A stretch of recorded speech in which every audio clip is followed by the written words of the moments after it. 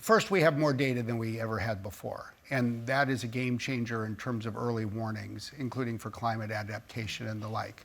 And one of the great things is that this data is coming together in a much more cost-efficient way, especially when you think about the array of satellites being launched by no longer just the public sector, but private companies. When you look at satellites that are not just getting visual images, but all kinds of data streams, methane, carbon emissions, all of that. Second, when you look at what you can use AI to do to analyze that data and then put it in the context of humanitarian needs. So, literally, if you're talking about Libya, Morocco, Maui, those are three locations that just in the last 2 months have been afflicted by these natural disasters, these catastrophes.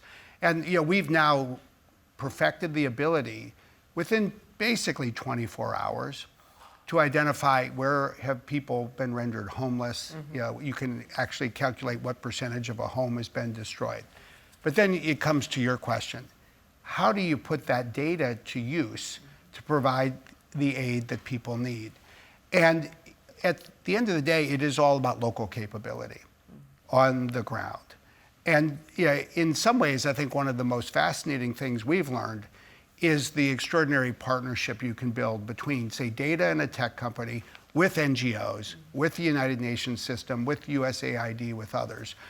And it's high tech meets low tech. I'll give you a great example. In India, we're able now to use satellite data and AI to identify all of the dwellings, the homes that are most vulnerable in high heat. But then you have to go to the people who live in those homes and help them. And so it's a partnership with Planet. They provide the satellite imagery. Microsoft, we provide the AI and on the ground support, and on the local NGO called SEEDS. So what do? They have teenagers who are able to take the information on a local area block by block. They go out and they knock on the doors and they give people burlap bags that are used to ship vegetables. Because what we've learned is that if you put those burlap bags on the roofs of those buildings, you can bring down the heat inside by enough to save people's lives.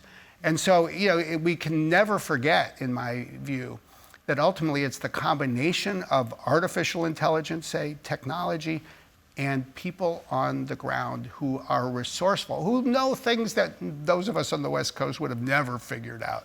That's the combination.